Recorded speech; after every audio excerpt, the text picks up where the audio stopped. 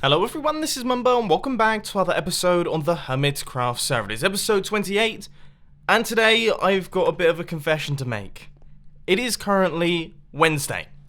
It is currently Wednesday, and this is Wednesday's episode of Hermitcraft. I have got myself super behind once again when it comes to making these videos, simply because I've been spending so much time on making the videos. It's not because I've been lazy. I haven't been sat around with my feet up watching Netflix or anything like that. I've been spending so long on producing the videos, I haven't been able to keep up with actually producing the videos, which means that this episode of Hermitcraft, we realistically only have about 8 hours to record all of it, and then obviously I have to edit it very quickly, make sure that everything's okay, and get it uploaded for 8 PM on Wednesday. Now this is going to be a bit of a challenge, but I think that's going to be good fun. You guys know that we've only got 8 hours. I know, of course, I've only got 8 hours, and we're going to see how much we can do in that space of time. Right, well, I guess we should probably start work on some plans. Now, I think plan number 1 should be to grab all of our hoppers and create the full hopper string, which is going to go around all of these drop elevators right here. So we're going to have all of the hoppers running through. That's what's going to be transporting our items up and down all the way through the storage system. This is going to be monstrous. I'll be honest, I'm terrified of lag at this point in time. I had a very bad reputation on Hermitcraft Season 4 for being a bit of a lag creator, and I feel like there is a chance it could be getting worse in this season, as we have used 1 full stack of hoppers and we're only about 1/16 of the way done, and we haven't done the top. Oh jeez. Now I have just had a bit of a thought, and that is the fact that obviously this miscellaneous section right here does not require a proper sorting system. So all of the other ones, they've got the drop elevators and they have all of that stuff going on. These final 4 sets of chests are just going to be for miscellaneous items that are just going to drop through the system. So these can be a completely standard, regular kind of hopper line going through into it. So there is the drop elevator. These are the final hoppers. And there we go.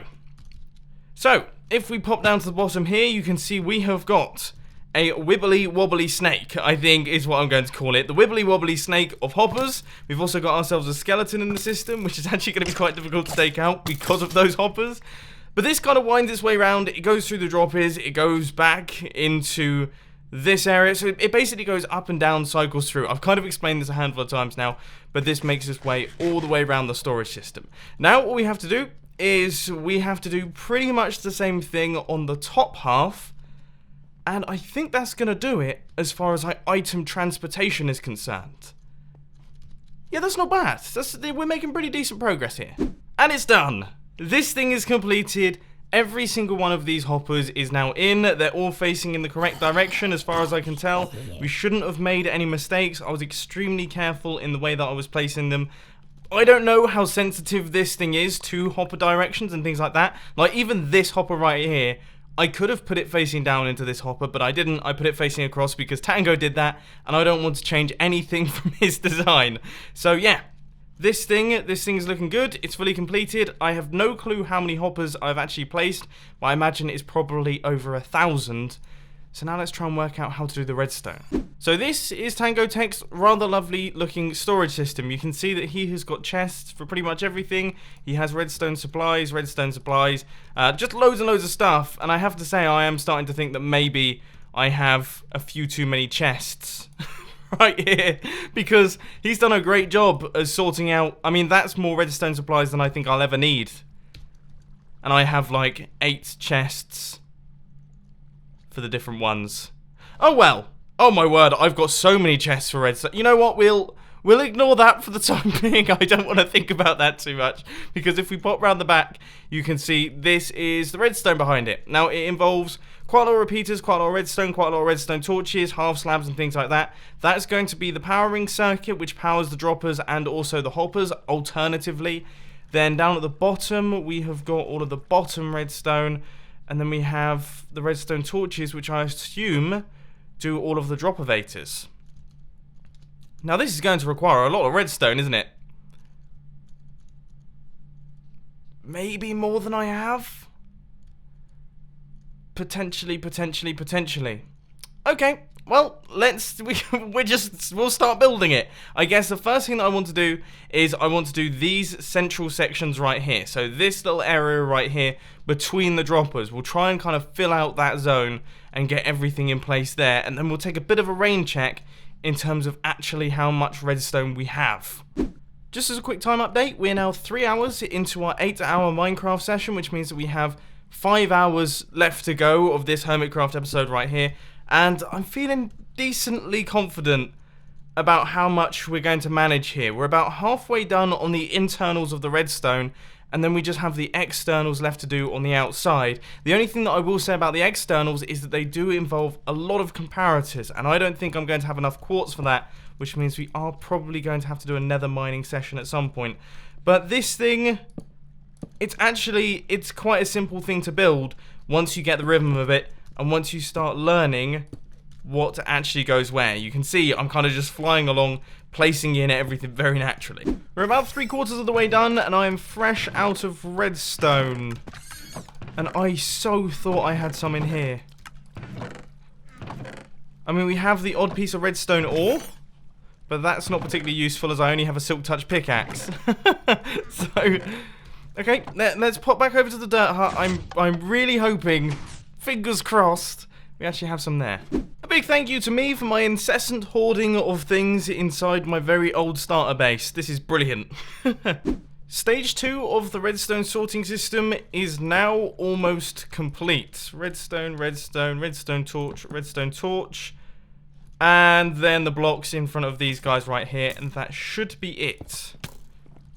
So we have got all of the internal redstone. We've got all of the internal redstone inside the actual hopper lines. So that's done. Obviously, we did all the hopper lines, so that was part 1. This is now part 2, and we don't need redstone for this one right here, because as I mentioned earlier on, this is just like a standard, just bulk storage system where all the items, all the remaining items, are going to end up in these chests. Good, okay. This thing is looking cool, actually. I'm really liking the fact that we're seeing all of this come together. We've got hoppers behind it. We have the redstone behind it. It's looking good. Now what we have to do is we have to clear out, I think, 3 blocks underneath. So we need to go 3 blocks further down. And we also need to go 3 blocks or maybe 2 blocks back from each and every single one of these. So we've got quite a big mining mission to do. Now, I imagine the main hindrance to the time investment of this mining session isn't actually going to be the blocks that were taken out, because the blocks that were taken out, I mean, I've already gone around the top, I've taken out that entire area, I repaired up my pickaxe. It's probably taken the best part of maybe 25-30 minutes. The issue comes in the fact that we are mining out in y equals, well, right now we're on y equals 10, which is the lava level, but we have got to go, I think, 3 blocks further down than this, or potentially 2 blocks further down, which means that, yeah, straight away, we're going to be running into lava. There's no getting around it. There's going to be lava everywhere. So, yeah, we're going to be filling in holes, we're going to be creating obsidian and then mining that out, and that's just going to be a massive pain in the backside, especially because this is one of the few Hermitcraft episodes that actually has a genuine time limit. Having said that, one of the good things about working on y equals 10 or 11 or whatever is the fact that you do actually have some pretty sweet ores lying around. That is... oh man! That is some pretty serious business right there. An 8 diamond ore. Things are looking good. We have mined out the entire area. We've mined out the entire area out the back, and it is dark. We don't have any lighting back here, which is a little bit lethal, but obviously I'm not going to place in any torches or anything like that because we still have to take out the base. And as I mentioned earlier on, I think the base is going to be the bit that's problematic. We have to take out these blocks and also all the blocks going up to this point right here, 3 blocks underneath this entire design. And I imagine that probably about, I'm going to say about 30% of it is just going to be covered in lava, and that's going to be a lot of clearing. And this should be the final little section right here. There was a kind of troublesome lava lake that is clearly still being quite troublesome, and also I've been doing all of this without any form of water, which probably isn't my smartest move, both in real life and in Minecraft, because right now it is once again about 35 degrees in the office. But anyway, we won't discuss that, because if I can place in these blocks fast enough, there we go. that is that, that is that, and we now have plenty of space to make way for all of the redstone that is going to be going underneath here, and all of the redstone that is going to be going up the back as well. Good stuff. What sort of time are we looking at? Right, we only have, realistically, probably about 3 hours left to go. Maybe 2.5. And more importantly, these are all the comparators that I have in the world right now. And as far as I can see, we do not have any quartz. So I think we might have to do a 1 hour long quartz mining session to hopefully allow us to get enough to make the comparators that are required for this build. Because, well, there are tons of them. I am holding on to some hope here. I'm holding on to the hope. The hope is there. The hope is falling. Oh, the hope has fully fallen. It's gone through the floor. Right, okay, I'm going to gather up some nether experience gear. I should probably grab myself my elytra, which I have no clue where they've gone. And I guess, yeah, I should find those, pop off into the nether, and then we can try our best to get lots and lots of nether quartz. Let me know down in the comment section how much you think I'm going to get, and I'll see you in 1 hour's time. So in today's time-lapse chat, I want to talk to you about your personal hobbies and things like that, because, you know, I've noticed something, and this is something that obviously has been going on for eternity, okay? This has always been a thing, but it's something that I've noticed more prevalently recently, and I've actually heard about it in my comment section as well. So I'm going to preface this by saying that I love surfing, okay? I'm dead into surfing, have been for many, many years now. I used to go down to Cornwall when I was about 10 or 11. My mum used to take me down there. We'd only go down there kind of 2 or 3 times a year because Cornwall is miles away from me, and it's quite expensive to get down there for fuel, and you obviously have to get accommodation and things like that. So it's not something that we could do like sustainably every weekend, but when we were down there, I loved it, and I absolutely loved surfing, and I pursued it until I was about 16, then I kind of fell off the wagon, and in the past year, I've really kicked back into gear. I got myself my own surfboard, which was a big help, because I always used to rent them, and not only is that quite expensive when you're down there, but also, you know, you can't get used to the board. Now I have my own board, I know exactly how it's going to behave in the water, and it's really, really helped me out. I'm loving it. I'm seriously loving it. Any opportunity I can get, I will go surfing. And every single day, I check the surf reports just to see if there's any decent surf going on. But the issue is that I live in a very landlocked town, okay? I live in a landlocked town. I'm about 2 or 3 hours away from the nearest decent, reliable surf break. There are other ones that are nearer that occasionally have their day, but generally speaking, you're going to have to travel at least 3 to 5 hours to find decent waves. Now, by every definition, me enjoying surfing is stupid, okay? It's stupid. Why would I want to have a hobby of surfing where I live? Because it's just not, it's not a smart thing to do. Why would you?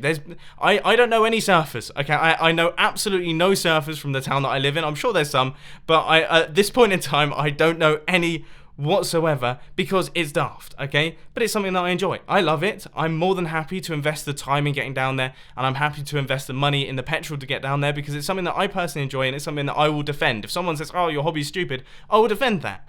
And the same thing goes for video games. So I have noticed that some people down in my comment section have been saying, oh, you know, I really like Minecraft, but some people at my school or whatever take the mick out of me for playing it. And to those of you who are saying that, don't listen, because honestly, the main thing that you can do in life is do the things that you enjoy, okay?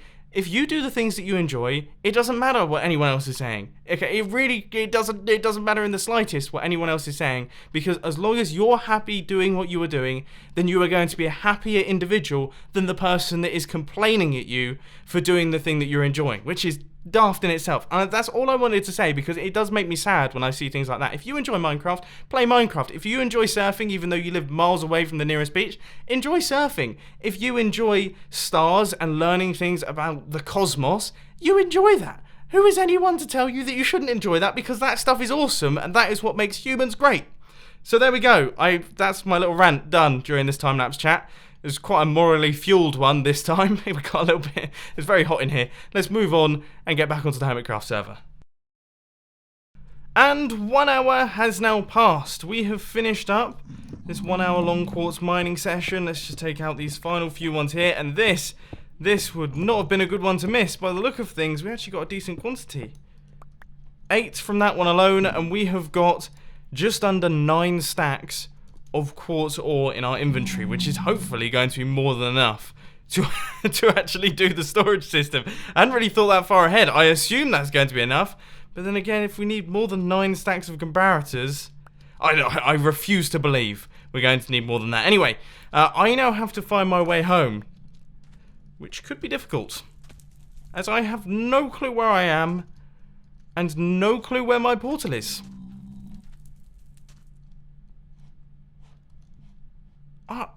I'm a total moron. I guess I could probably look back at some of the footage. I don't know. I think I found it. Oh gosh.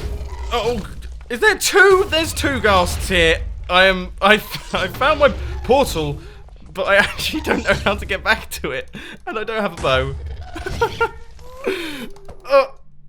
Yes! Now that we're back at the base, I'm just wiping out the gigantic chunk of nether quartz that I've just built inside the ocean monument right here. And I don't know, I'm kind of hoping for like 14, 15 stacks here, which should hopefully do us for comparators for a decent length of time. I have 1 hour of recording time left, and I've just discovered that somehow, and I don't know how I've managed to do this, I have not mined out all of the area underneath the chest, and I also need to knock this back by 1 extra block. So we need all of this space here, and also all of the extra space that for some reason I must have completely missed it. It's warm today, okay? We'll use that as the excuse. So here is the first little redstone circuit that is going on down at the bottom right here. Now, because we have some items on the inside of this thing, the redstone clock is actually running. We have a pulse extender, and then we have some redstone clocks which run into the dropavators, which will be sending up all of the items. And I have to say, I have to credit Tango Tech for this design, but it seems to be quite straightforward when it comes to the building. This is what I would describe as, and I hope that Tango doesn't take offense to this, because this is not meant to be offensive in the slightest, but it's like an old school redstone circuit in that it's flat, and that is the best thing ever when you're trying to build it in survival mode. I myself am very guilty of constructing redstone circuits that are like all over the place, okay? You have like crazy, compact, insane redstone circuits that just go everywhere, and if you actually try and build them in survival mode, occasionally it can be a little bit frustrating, whereas this, I can do everything on the same level, I can reach every single redstone component. Look, I place in the redstone torch, and then, yeah, my blocks go down like that. It all makes sense, it's all very clear. I love it. Thank you ever so much, Tango, for designing this, and of course, I will put a link to his tutorial, which he might have released by now, down in the description. If not, there'll just be a link to his channel. Side number 1 is done. We have got a redstone system that, as you can see, is pulsing through and is going through into all the droppers. I wonder if I actually... No, because you don't have the redstone in for the actual dropavators themselves. I was about to give it a test, but unfortunately, yeah, that's not quite going to do it. So we have got all the systems in place, as long as I don't travel through and completely destroy them as I show them off. So this is all the redstone done for these bottom sections right here. Not too difficult, as I mentioned in the previous clip. All is well. We have got 15 minutes left. We've got 15 minutes left of my recording time before urgent edits begin. Let's take a look down at the bottom here.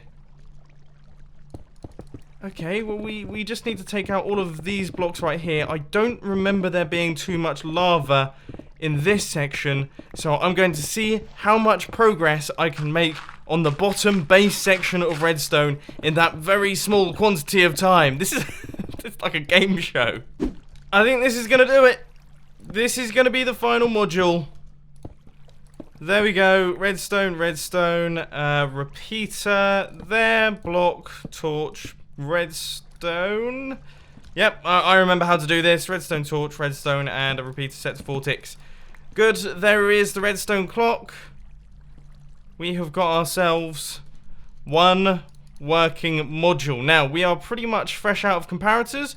We are pretty much fresh out of almost all the redstone supplies that we've got. We've used up all the wood that we got in the 1 hour wood mining session the other day. We've used up pretty much, or at least a decent quantity of the iron that we got from our AFK session over at Tango Tech's ridiculous mega farm. We have done about, I would say, 3/4 of the storage system. I would say we've done 3/4 of the storage system in today's Hermitcraft episode, plus the gathering of the materials, which is insanely good. You guys have no idea how efficiently I've managed to work. I never worked this efficiently, so this has gone spectacularly very well. Clearly I should put time limits on myself more often, because apparently it just turns me into a better Minecraft. In fact, has there been any spoon moments in today's Hermitcraft episode? I don't think there has. I definitely should put time limits on myself more, because it cuts the stupid out of me, and it clearly just forces me to be smarter. That's totally ridiculous. Anyway, this thing is looking fantastic. The storage system is coming together. Obviously, this was never something that I was going to get done in one episode of Hermitcraft, but I'm really happy to see that it's coming along so quickly, and hopefully, by the end of the next Hermitcraft episode, all of the redstone should be in, it should be sorting through items, and then we can actually start the fun stuff, which is the decorating, which is going to be a monstrous project. I don't even know how I'm going to begin on that one, but anyway, I hope you've enjoyed today's Hermitcraft episode. I'm now going to run off, edit it, and get it uploaded in 2 hours' time. Hopefully, fingers crossed. If it has come out late, then I do apologise. You guys know what's happened. But there we go. If you did enjoy, please be sure to hit that like button, and if you really loved it, then make sure to subscribe. But thanks for watching, guys. This has been Mumbo, and I'm out. I'll see you later. Oh, and of course, check out the latest film on the filming channel. One actually released today, 4 hours ago. Check that out. Link will be on the screen and also down in the description.